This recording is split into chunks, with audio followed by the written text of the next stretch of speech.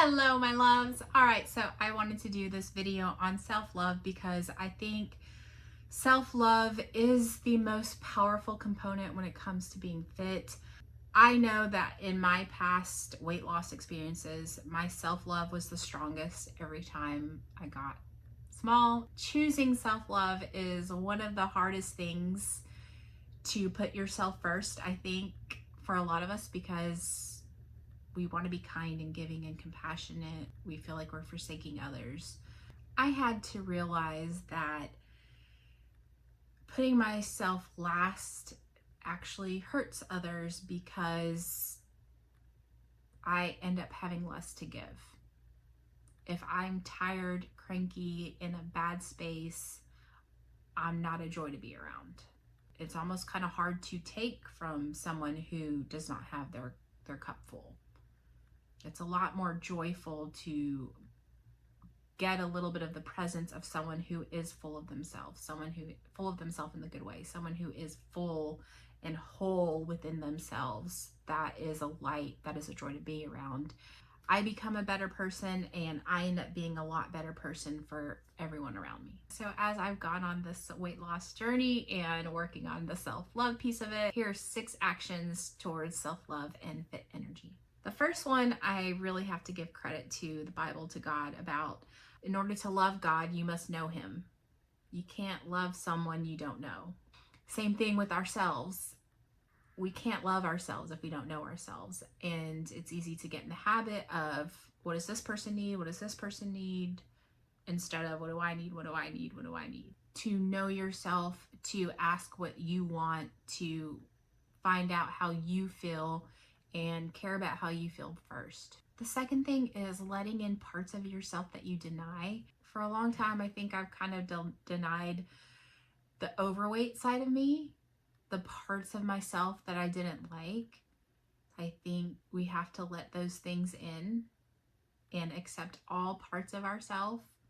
It's okay. Whatever choices were made in probably trying to protect yourself or feel better about yourself the best way you knew how to.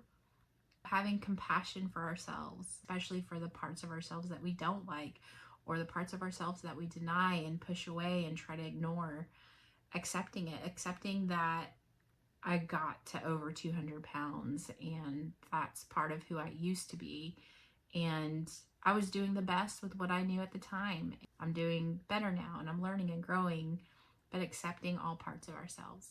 Okay, this is my favorite one. This part gets me really hyped. Putting so much value on yourself, making yourself so unbelievably valuable.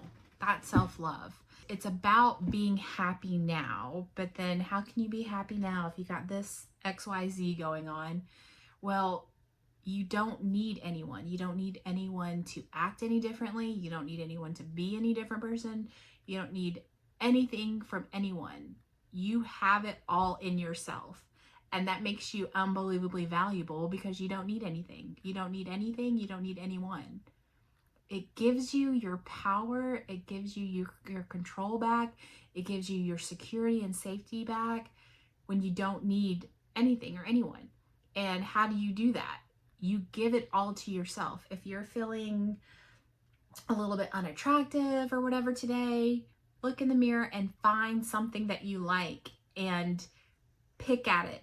Not pick at it, but dwell on it. Go into detail about it. Like, just keep going on and on. Just kind of like I used to do with gaining weight. Oh, I don't like this part. This doesn't fit. All of those negative things. Switch it to finding something you do like and give that compliment to yourself. Give that validation to yourself. Give it all to yourself. And it's not going to happen overnight. It does take some time and repetition and practice. And this is the mental work. This is the control of your thoughts.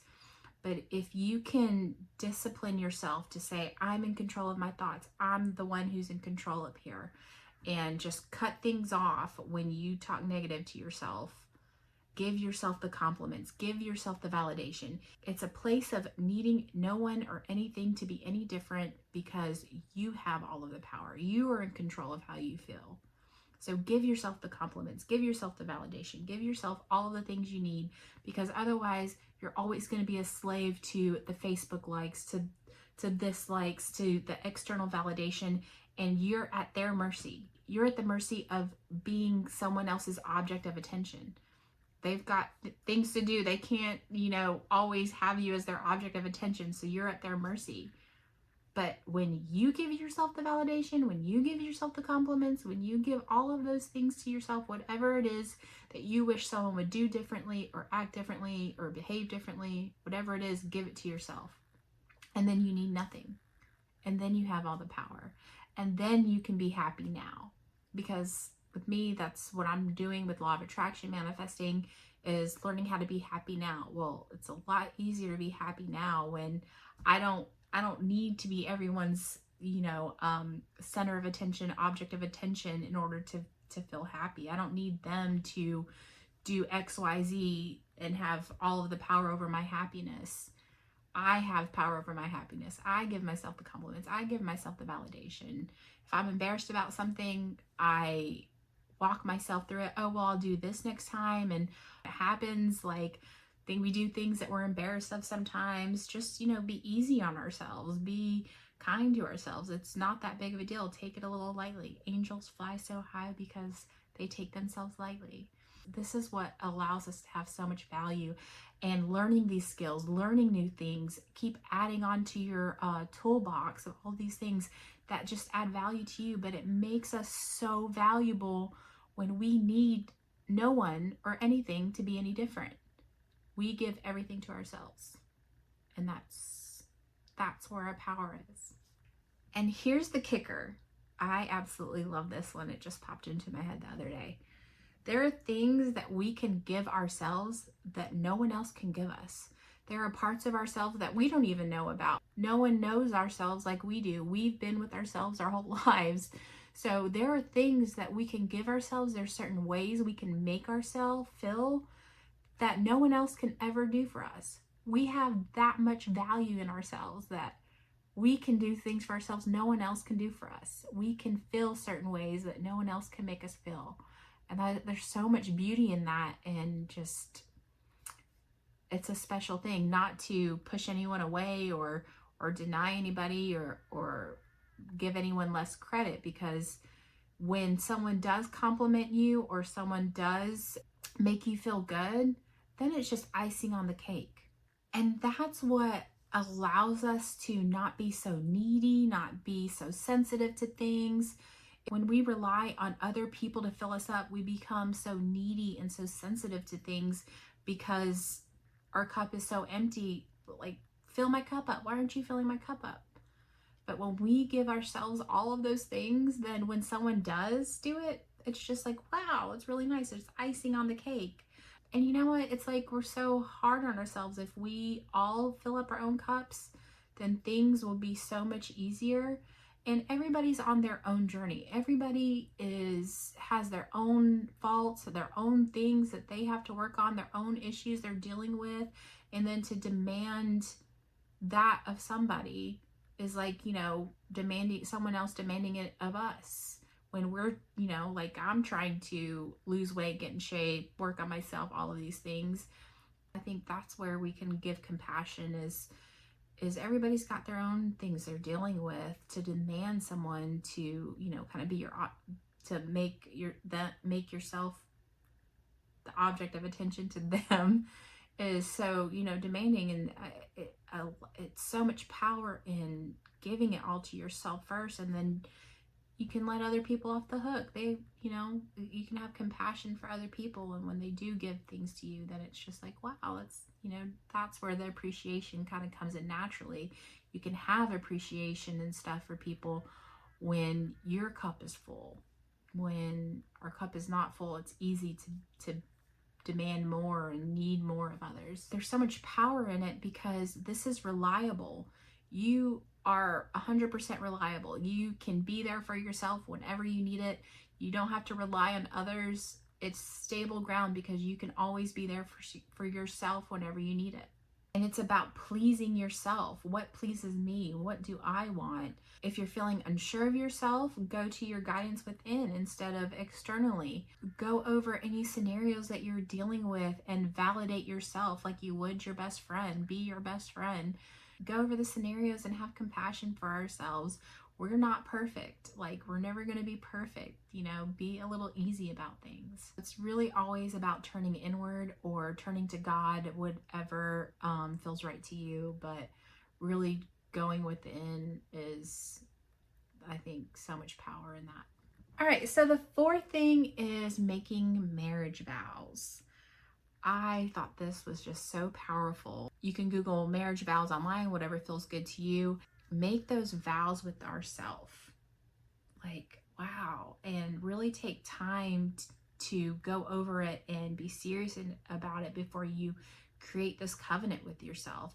Some of the, oh, it's on my phone. Some of the things, I have it on my phone, some of the marriage vows, and you look at them and you're making these commitments and you're taking them seriously.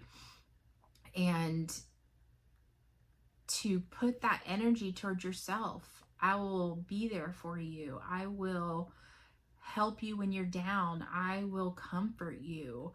All of these things to make a covenant with ourselves is really important, and having that first and foremost, and that allows us to be there for other people. But have we done those things for ourselves? Have we promised to comfort ourselves? Have we promised to be there through thick and thin? Have we promised to have our own back? Looking at all of the different marriage vows and applying that to myself, I'm like, wow, some things I'm like, I've never sat down with myself and made that kind of covenant. So I'm still working on it. But you know, to really take it seriously and make this covenant with myself. And it really feels like an act of love, and it's precious, and I'm grateful for it. Okay, number 5, you are the target. Setting goals for yourself, personal goals, whether you want to be in a bodybuilding competition or a CEO, what are your personal target? You are the target. Developing yourself is the overall target and the aim, and that puts all of the value and focus on yourself, which is an act of self-love. It's always about what's next, achieving something, what's next for myself. And I believe that the big overall target is mastering ourselves, mastering my mind, mastering the control of my energy, control of my thoughts, control of my emotions. As I'm going through this self-love journey, that's what I'm learning is I am the target. To master yourself, to develop yourself, to grow and be the best version of you, that is the target. Allowing yourself to stay your own target, mastering yourself, controlling your thoughts, controlling your energy, it allows you to be the authentic you. It allows you to be the real you. And if we want authentic, real moments, real genuine moments in life, we have to be our authentic selves. So when you master yourself and create and develop who you want to be, then you can be that authentic person. Then you can be the real you. Then you can be all of those things and have all of those real, genuine, exciting experiences. And here's the cool thing. No one can be you. No one can ever be quite like you. You are unique in your own way. Let that shine. There's certain things that you can do that no one else can do. There are certain things that you can say a certain way that no one else can do. There's a certain energy that you bring that no one else can do. When you focus on yourself and let yourself be the target, those amazing qualities come out, and they're addictive and what's the word? Contagious to be around. It's like a magnet. You just can't help but want to be around those people who are so authentic and truly themselves, because it allows us to be ourselves. All right, the 6th and final thing is you are whole. You're whole right now just as you are. That's letting in those parts of ourselves that we deny and push away. All of that's okay. That part of you's okay too. You're whole right now as you are. I think sometimes we seek out fitness. I know this is true for me, that seeking out being fit and in shape would make me whole. But I don't need to be fit and in shape to feel whole. And the funny thing is, with law of attraction, I feel whole now that thing is going to manifest into my reality, and then I probably will get the fit body. But feeling whole now, it is not about being fit and in shape. I know this because I remember one time getting lean and feeling almost a sense of emptiness because I wasn't whole within. We think that the external validation is going to make us feel whole, but it'll never be enough if we don't feel it on our own. To know that you're whole now, no matter what your weight is, no matter how you look, you're whole now. You need nothing. You have all the power. We are imperfect people, and everything you have right now is okay. Yeah, that's my 6 action steps for self-love. It's been an awesome few weeks learning all of these things and continuing to learn and grow and cultivate the self-love. I think it's such a huge piece of the weight loss journey. Again, every time I've lost weight, my self-love was going up and up and up. And yeah, so I hope this helps. I hope you enjoyed this video. Let me know your thoughts down below, and I'll see you guys on the next one. Mwah, mwah, mwah.